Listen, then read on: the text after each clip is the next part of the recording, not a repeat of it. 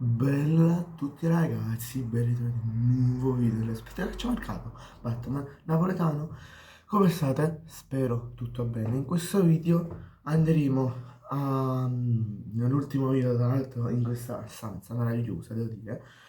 In questo video andremo a parlare di due notizie riguardanti il Napoli che mi sono arrivate oggi.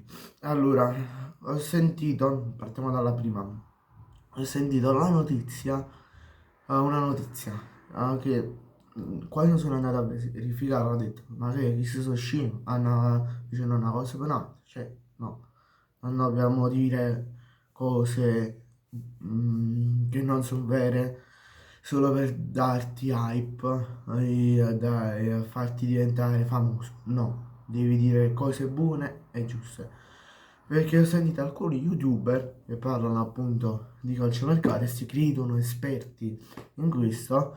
Non è che io sono proprio esperto, però nei miei punti io ce l'ho, capi? Perciò, poi vabbè, ho sentito degli youtuber dire Lewandowski Napoli si potrebbe fare già a gennaio.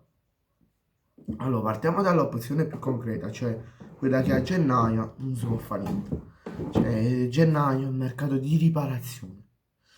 Se il Napoli avesse avuto solo Lucca, allora uno può pure dire, ah, ma forse è vera, il Napoli può avere Lucca, può avere Lewandowski, scusate, però eh, Lewandowski ha un ingaggio alto rispetto ai parametri del Napoli. Non ha quell'ingaggio tipo 4, 5, 6 milioni a stagione. Ha ingaggio a Barcellona prende tipo 10, 15 e forse anche di più a livello di soldi. Più di 15 milioni sono tanti per il Napoli, non sono pochi, capì? Quindi la prossima volta, prima di uh, buttare giù delle notizie a caso. Dici tu, sono un capo nella foresta, sparo cose a caso e prima o poi qualcuno lo prende. No, tu devi verificarle. E poi se sono vere le riporti. Se non sono vere, senti la gente che continua a dire questa notizia a profusione, come nel mio caso, tu la devi dire, aspettate un attimo, questa cosa non è vera, eppure non è vera, e ci spiego pure i motivi, e che perché non è vera, però devono essere motivi validi, io ve l'ho dato i motivi. Però vabbè, sorvoliamo questo discorso di Lewandowski. Poi tutto blocca, non vide, cioè non è manca le parametri lo sciuvire. Cioè, pensate a venire, solo il Milan ha pensato di acquistarlo. No, vabbè, la seconda notizia di cui vi parlo oggi, riguardante sempre il Napoli, è quella di Kobe Menu. Kobe Menu ho fatto, sono stato uno dei primi a dire questa notizia sul web e come mai no, mi sono arrivati ulteriori aggiornamenti. In che senso? Nel senso che Kobe Menu è disposto ad aprire un trasferimento, possibile trasferimento in Italia per avere più minutaggio e tutto. E,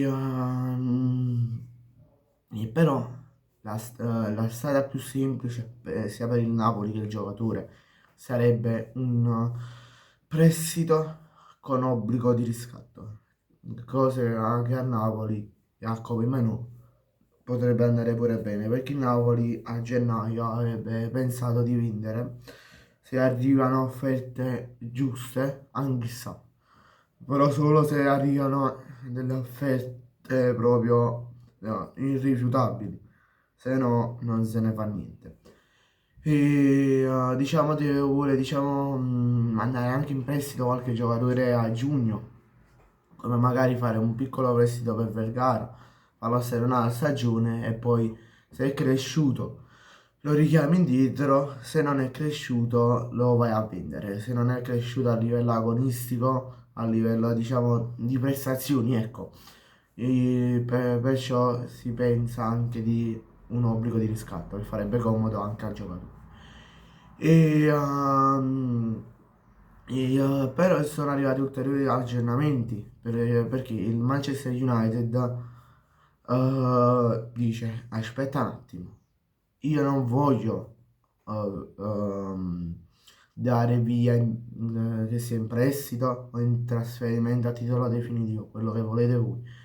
Kobe Mainoo o altri giocatori, perché? Perché Kobe Mainoo che è un grande talento, io volesse, però è difficile. E Napoli ha fatto bene a portarsi già avanti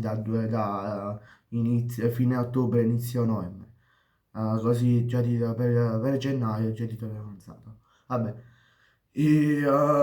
stavo dicendo, Manchester United dice, aspetta un attimo, io non voglio dare via i miei giocatori, perché? Perché io a gennaio, gennaio, fine dicembre, inizio di gennaio, quasi tutti i miei giocatori, cioè la metà dei miei giocatori, va in Coppa d'Africa, come Mbeumo ed altri.